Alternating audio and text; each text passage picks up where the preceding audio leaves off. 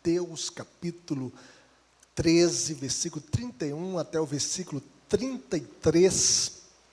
E nós já falamos sobre a parábola do semeador, já falamos sobre a parábola do joio e do trigo, o joio semeado, plantado ali no meio do trigo. E hoje nós iremos falar sobre a parábola da mostarda e a parábola do fermento. Nós estaremos lendo esse texto para nossa edificação. Você que está em casa também, acompanhe a leitura e vamos ler esse texto para o nosso crescimento espiritual. Diz assim o texto sagrado: outra parábola lhes propôs, dizendo: o reino dos céus é semelhante a um grão de mostarda, que um homem tomou e plantou no seu campo, o qual é, na verdade, a menor de todas as sementes.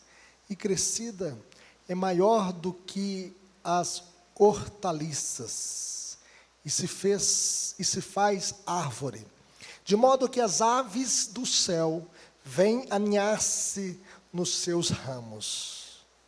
Disse-lhes outra parábola: o reino dos céus é semelhante ao fermento que uma mulher tomou e escondeu em 3 medidas de farinha, até ficar tudo levedado. Que Deus nos abençoe. Vamos falar com Deus. Pai querido, fale conosco por meio da Tua palavra. Que a Tua palavra possa encontrar guarida em nossos corações. Que o Senhor nos dê a iluminação do Teu Santo Espírito, para que possamos entendê-la e que possamos aplicá-la na nossa vida. Toque em cada coração, que nenhum de nós saia daqui do jeito que entrou, mas que saiamos daqui mais santificados, mais animados, mais avivados, mais despertados, ó Deus, mais fortalecidos, para que possamos cumprir a nossa missão neste mundo, no nome de Jesus, para a glória de Jesus. Amém. Jesus poderia ter comparado o reino de Deus como uma grande montanha, ou como o grande sol em seu brilho, em sua força. Mas Jesus comparou o reino dos céus a coisas comuns, por exemplo, como a mostarda, o grão de mostarda semeado na terra, numa horta. E Jesus também comparou o reino dos céus a um pouquinho de fermento, né, colocado ali no meio da farinha, e que leveda a massa inteira. E nós podemos perceber que Jesus escolheu, então, esta forma de comunicar o que é o reino de Deus para nós. Estas duas parábolas falam a respeito do fenomenal crescimento do reino dos céus. A parábola do grão de mostarda refere-se ao crescimento exterior do reino dos céus, o crescimento visível do reino dos céus, a expansão do reino dos céus sobre a terra.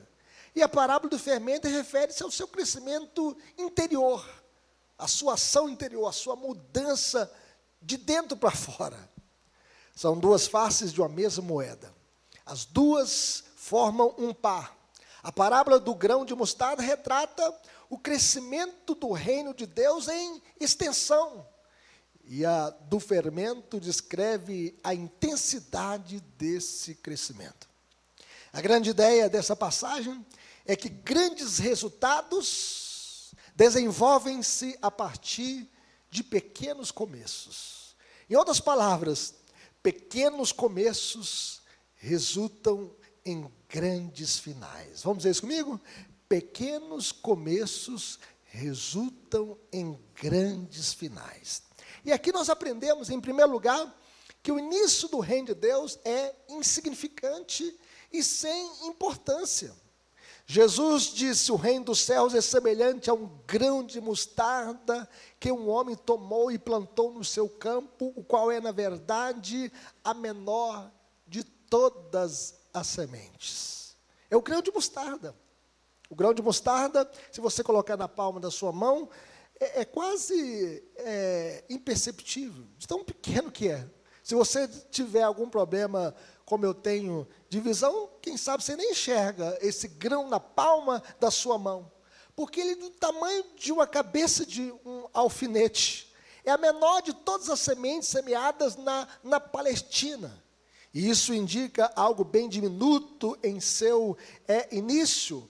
Uma semente bem pequena, né, do tamanho da cabeça de um alfinete. E o início do Evangelho, meus irmãos, foi muito insignificante, sem importância. Foi semelhante a um grão de mostarda que um homem plantou na sua horta. O cristianismo, em seu início, era uma religião que parecia tão frágil, desamparada e sem poder, que não sobreviveria. Ela não ia para frente, não ia dar em nada. O seu fundador era alguém pobre neste mundo. Jesus nasceu numa família pobre, Maria era pobre, José era pobre. Ele não tinha nem um berço para nascer, ele nasceu numa manjedoura, não foi no hospital, não foi num palácio. A sua profissão, ele era um carpinteiro, ele aprendeu com o seu pai José, ele não tinha onde reclinar a cabeça, ele não tinha uma casa própria para morar. Quando ele foi morar em Cafarnaum, ele morou numa casa alugada. Jesus, ele não nasceu num palácio. Jesus, o rei, entrou em Jerusalém, não foi na carruagem luxuosa, ele entrou em Jerusalém montado no jumentinho, uma cria de animal de carga, um animal que não presta para cavalgar, o trote é duro, e terminou os seus dias na terra morrendo a pior morte, morrendo como malfeitor numa cruz. A cruz era escândalo para os judeus, loucura para os gentios. A mensagem da cruz era esse escândalo para a comunidade judaica e loucura para o mundo gentio. Isaías chega a dizer que ele era desprezado, mais rejeitado entre os homens, homem de dores, e que sabe o que é padecer, e como um de quem os homens escondem o rosto, era desprezado, e dele não fizemos caso. A Bíblia diz que não tinha beleza que nos atraísse. E ele foi sepultado num túmulo de José de Arimateia, porque ele não tinha nem mesmo uma tumba, ele não tinha um plano funerário, renascer, não tinha. O rico se fez pobre por amor de nós. Jesus, aquele que é o eterno Filho de Deus, ele se fez pobre para nos tornar ricos pela graça de Deus.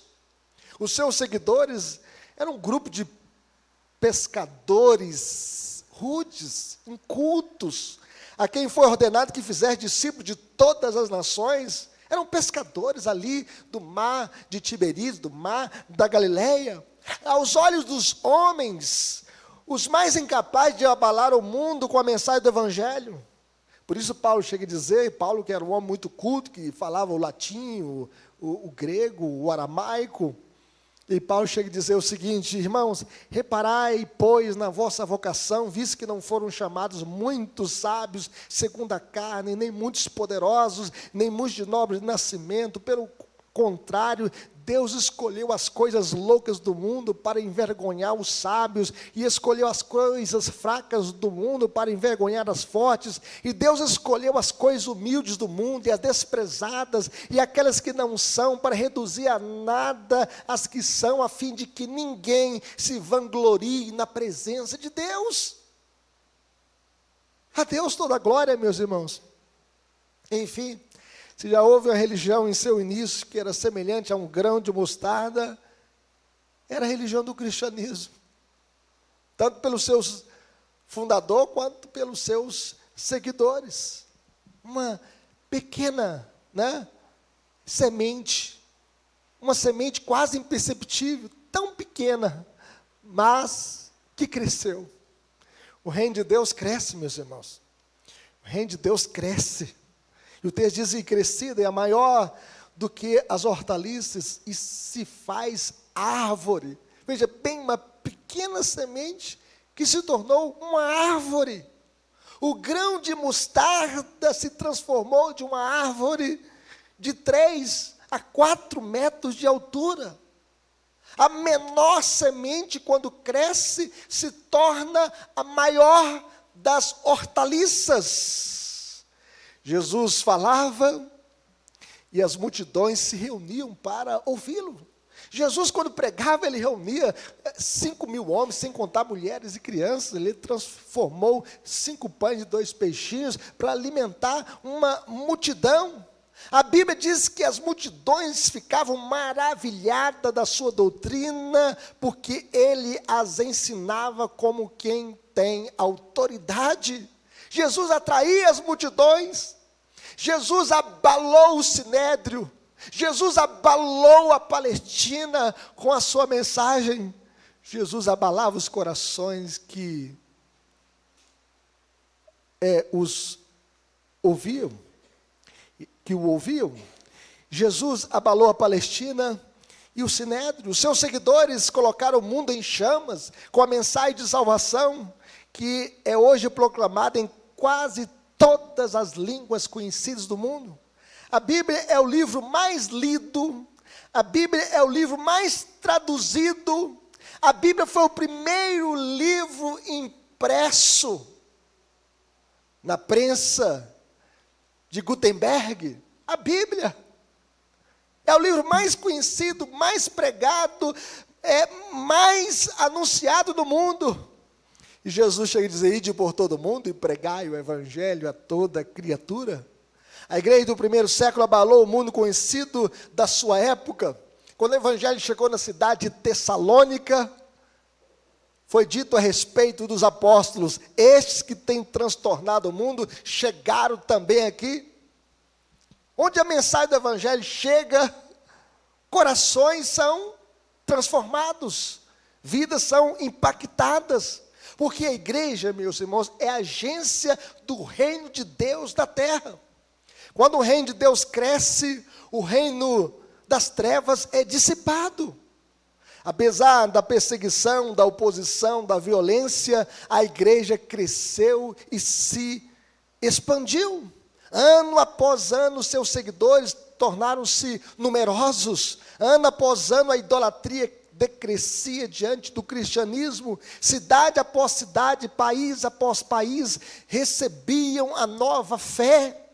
Igreja após igreja era estabelecida em quase todos os lugares da terra. Pregador após pregador surgia, missionário após missionário se levantava para ocupar o lugar daqueles que morriam.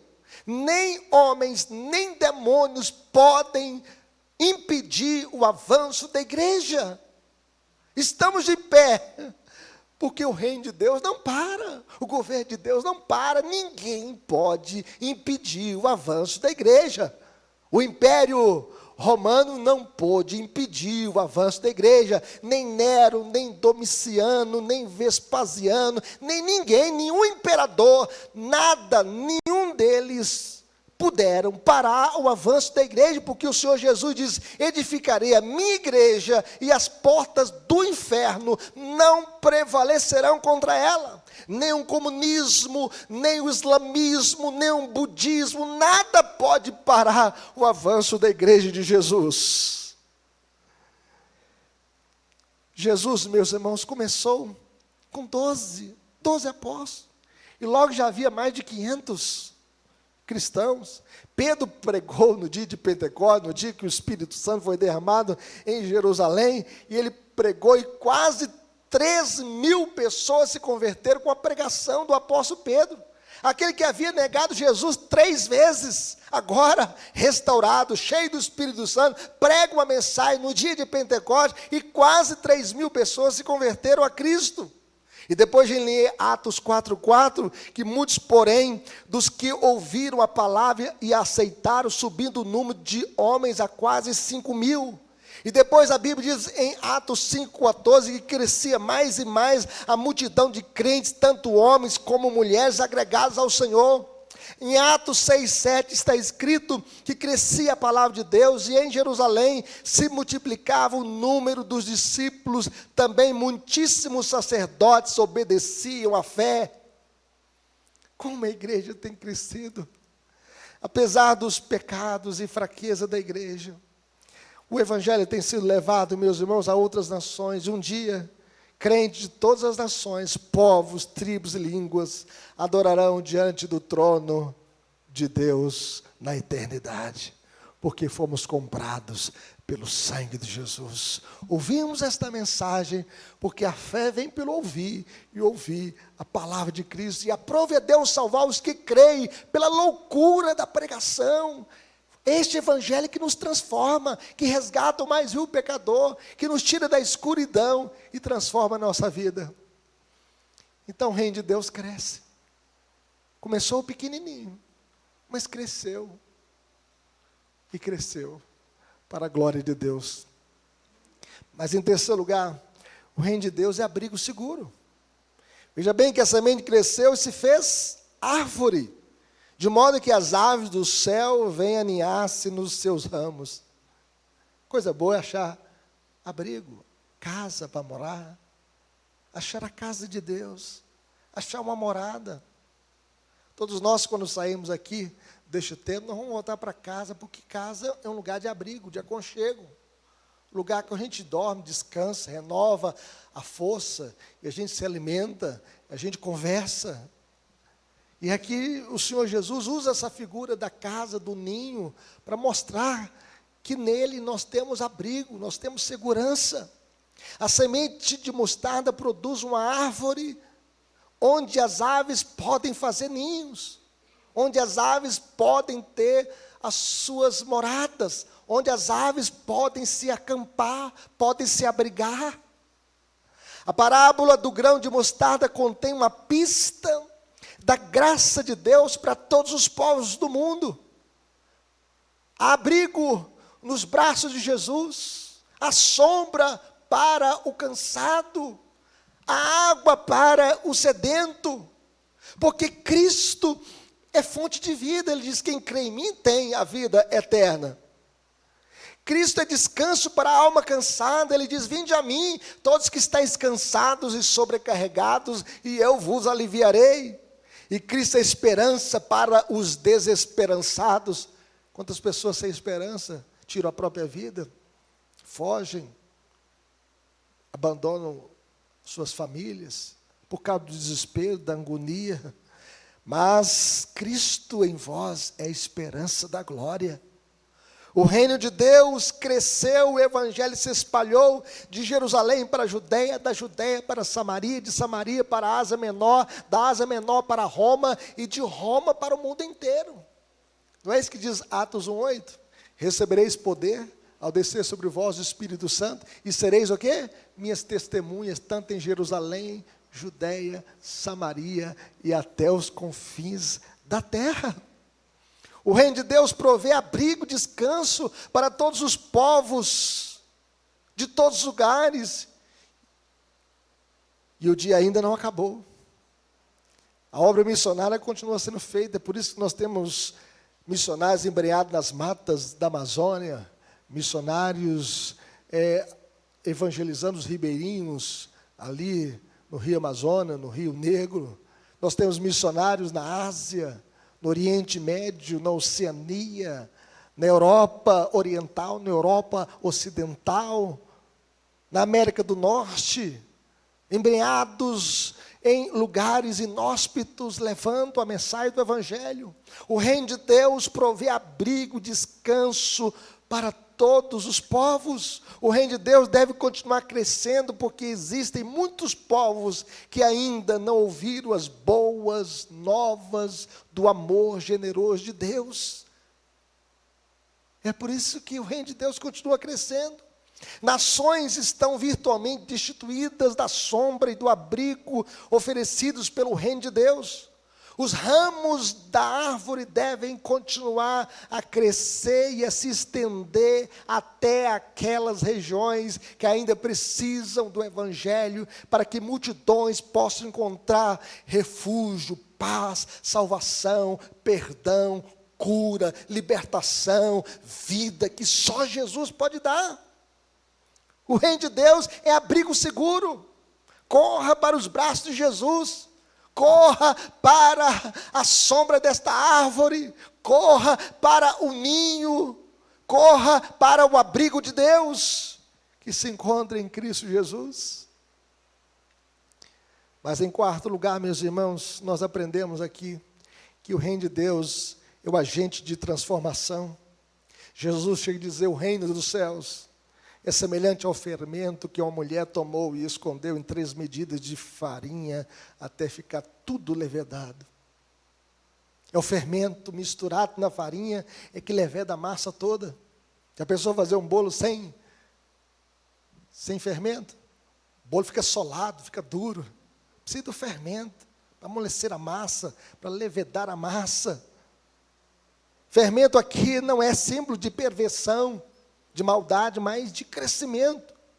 O fermento faz a massa crescer. O fermento é o agente de transformação. Um pouquinho de fermento leveda a massa inteira. O fermento da massa fica invisível, podendo observar só o seu efeito. É assim, meus irmãos, que o reino de Deus demonstra seu poder e sua presença no mundo hoje. E quando eu falo aqui do reino de Deus, o reino de Deus é muito maior do que a igreja presbiteriana de Lindéia. O reino de Deus é o governo de Deus sobre os corações, é o governo de Deus sobre o mundo, é o governo de Deus sobre os anjos, é o governo de Deus sobre o inferno, é o governo de Deus sobre tudo e sobre todos. O reino de Deus é muito maior do que a nossa denominação, a Igreja Presbiteriana do Brasil. O reino de Deus é universal, todo-poderoso, é o reino de Deus nos corações humanos. E nós podemos ver que o reino de Deus ele tem um poder transformador. Tem um poder transformador. Ele transforma o indivíduo primeiramente. Ele tira o coração de pedra e coloca um coração de carne. Jesus, a palavra de Deus diz assim: se alguém está em Cristo é o quê? Nova criatura, as coisas velhas se passaram, eis que tudo se fez novo. E só Jesus faz do pecador um santo. Só Jesus pode tirar o jovem da droga, pode tirar o homem da prostituição, pode tirar a mulher do adultério, pode tirar o homem também do alcoolismo, pode tirar o homem da idolatria, da macumbaria, da feitiçaria. Só Cristo. Só Jesus pode fazer pescadores de peixes em pescadores de homens. Foi isso que Jesus fez com os seus apóstolos: vinde após mim e eu vos farei pescadores de homens. Só Jesus faz da mulher adulta uma mulher honesta. Só Jesus faz do derrotado um vencedor. Só Jesus faz do imundo um limpo. Só Jesus faz de um ladrão um homem honesto. Só Jesus. É por isso que a gente tem que orar pelo Congresso Nacional, né? Para Deus tirar o tanto de bandido que tem ali dentro. Corruptos. Na Assembleia Legislativa aqui de Belo Horizonte. Que Deus possa mudar os corações. Quanta corrupção é neste mundo. Só Ele faz do avarento um homem generoso e ajudador. Só Ele faz do perseguidor um perseguido por causa do Evangelho. É o que Deus fez na vida do apóstolo Paulo, um terrorista do primeiro século, que consentiu na morte de Estevão, que matava os cristãos, que perseguia o cristianismo, que era um anticristão, um anti-evangelho, um anticristo. Mas Deus transformou o seu coração e fez dele um perseguido por causa do evangelho. O reino de Deus transforma as pessoas. E através dos indivíduos, ele transforma a sociedade. Quando ele muda a nossa vida, é para que a gente possa fazer diferença. É para que a nossa vida possa fazer diferença neste mundo mal. Então, vidas transformadas serão vidas que serão agentes de transformação neste mundo caído. Lembra da história do Wilberforce? E ele era um homem que era escravagista, mas após a sua conversão, ele lutou contra a escravidão do Império Britânico, para que caísse a escravidão, para que não houvesse escravidão ali no Império Britânico. O reino de Deus, meus irmãos, alivia o sofrimento dos pobres e aflitos, luta pela causa da justiça em favor dos oprimidos.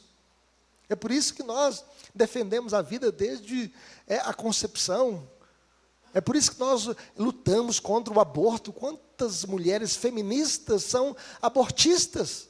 Como se elas tivessem direito de abortar os seus filhos, como se estivesse cortando a ponta da unha ou a ponta do cabelo. Ali naquele ventre está uma vida independente que deve ser preservada. E a criança do ventre materno é o lugar sagrado onde ela deve ser conservada, porque todos nós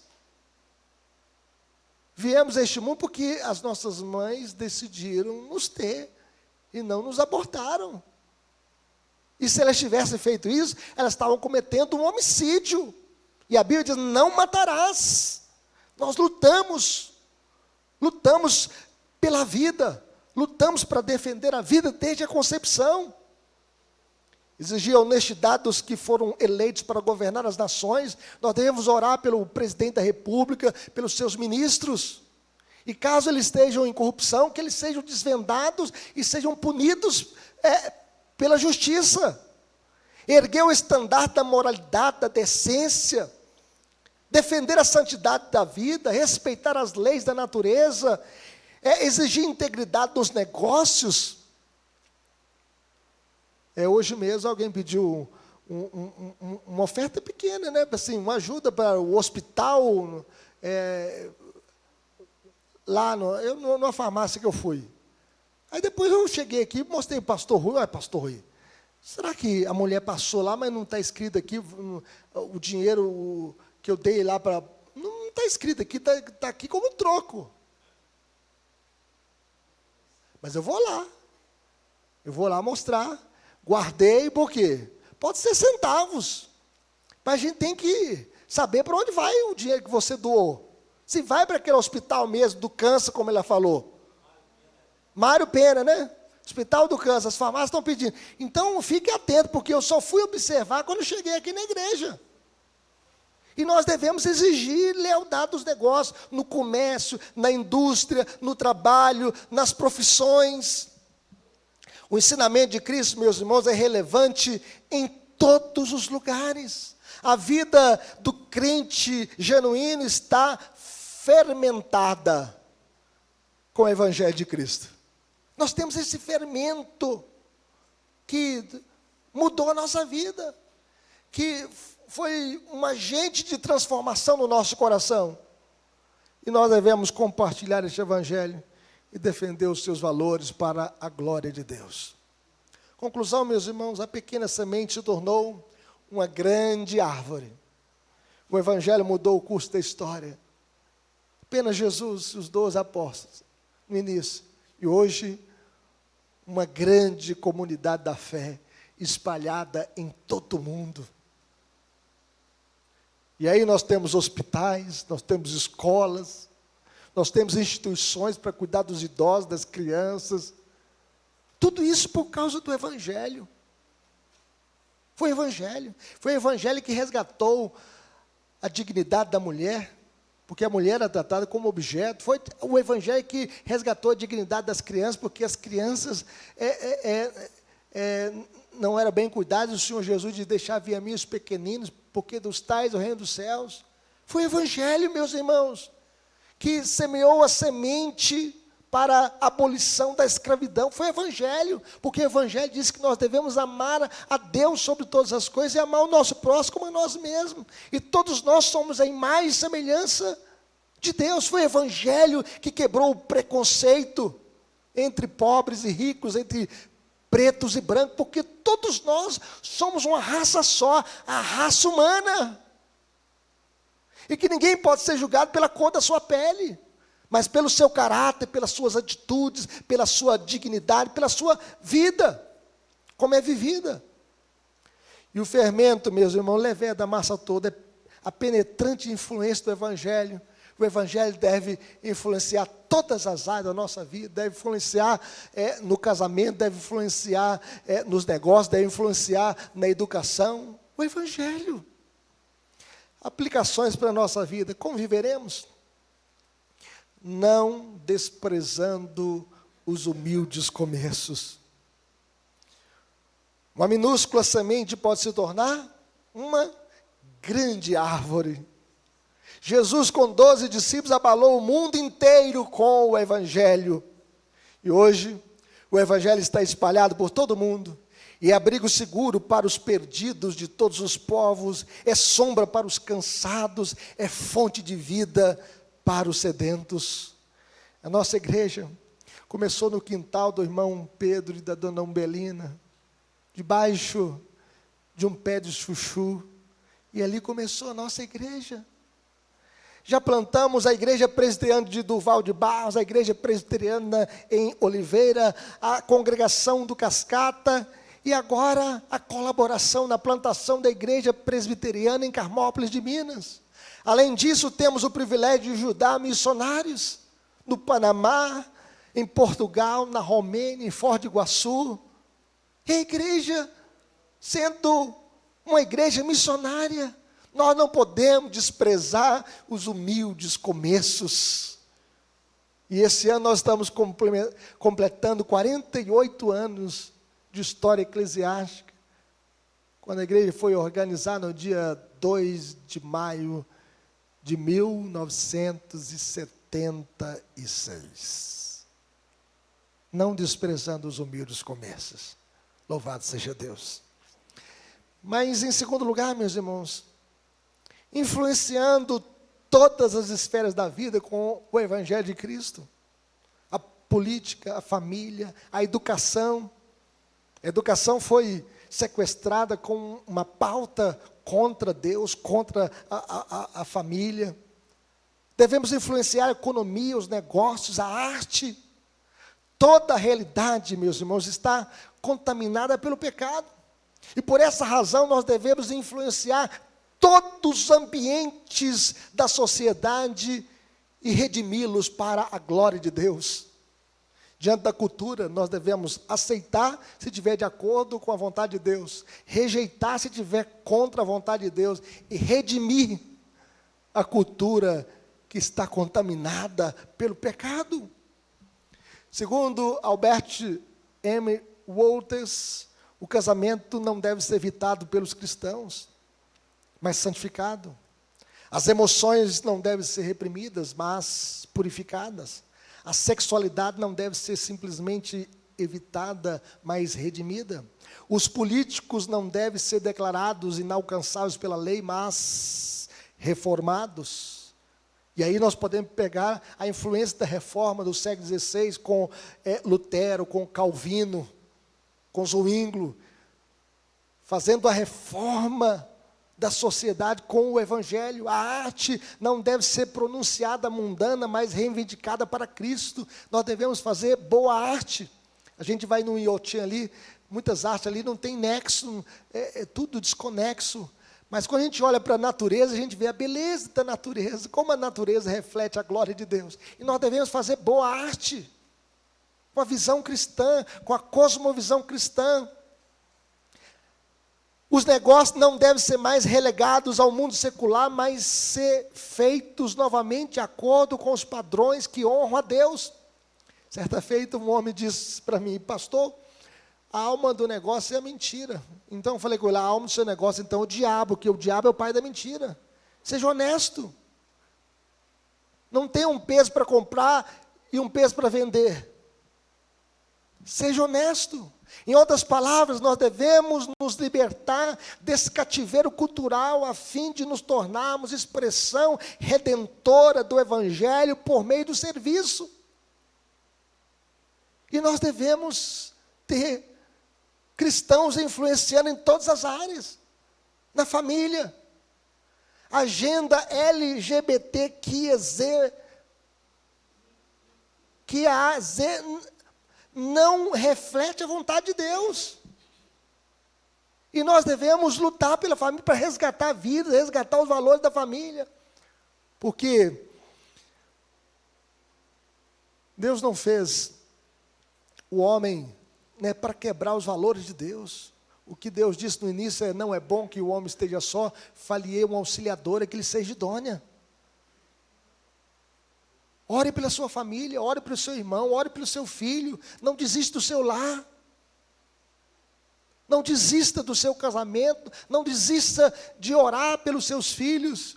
Ore a Deus para que a sua família seja restaurada, redimida, resgatada, porque só Jesus pode transformar e redimir as nossas famílias. Só Cristo.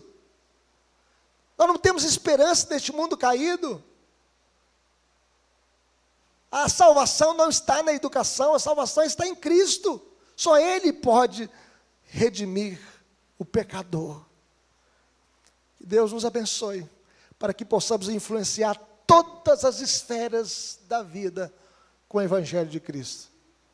E Deus nos fortaleça nessa caminhada, na nossa missão, em nome de Jesus. Que possamos ser sal da terra e luz do mundo, para a glória de Cristo. Vamos colocar em pé? Vamos